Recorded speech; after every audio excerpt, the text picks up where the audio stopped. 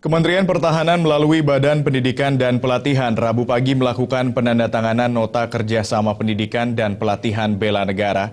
Penandatanganan ini dilakukan Kepala Badan Pendidikan dan Pelatihan Hartin Asrin dengan Presiden Direktur PT Perta Arungas Teku Haidir.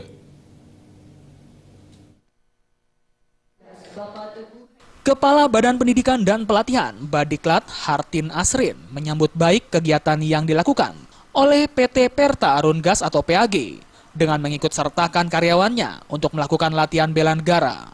Hartin mengungkapkan kegiatan bela negara yang dilakukan oleh PT PAG untuk melahirkan pemimpin yang berkarakter dan memiliki kemampuan awal bela negara di lingkungan PT PAG.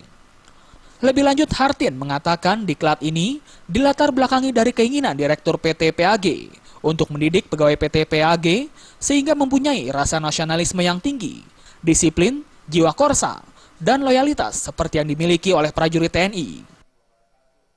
Diklat ini juga didesain selain untuk kepemimpinan mental dan peningkatan wawasan kebangsaan, juga memiliki sasaran meningkatkan kompetensi, skill, dan knowledge para peserta dalam pembentukan kepemimpinan yang berkarakter, agar nantinya seluruh sumber daya manusia di lingkungan PT Perta Arungas memiliki etos kerja yang lebih baik, nasionalisme, patriotisme, dan kebanggaan akan budaya perusahaan. Sementara Presiden Direktur PT Perta Arungas PT PAG, Teku Haidir mengatakan program bela negara tersebut rencananya akan dilaksanakan pada tanggal 18 sampai 22 Januari 2016 di Pusat Pelatihan dan Pendidikan PT PAG, Nangro Aceh Darussalam, dengan jumlah peserta sebanyak 100 orang asal sekitar wilayah perusahaan.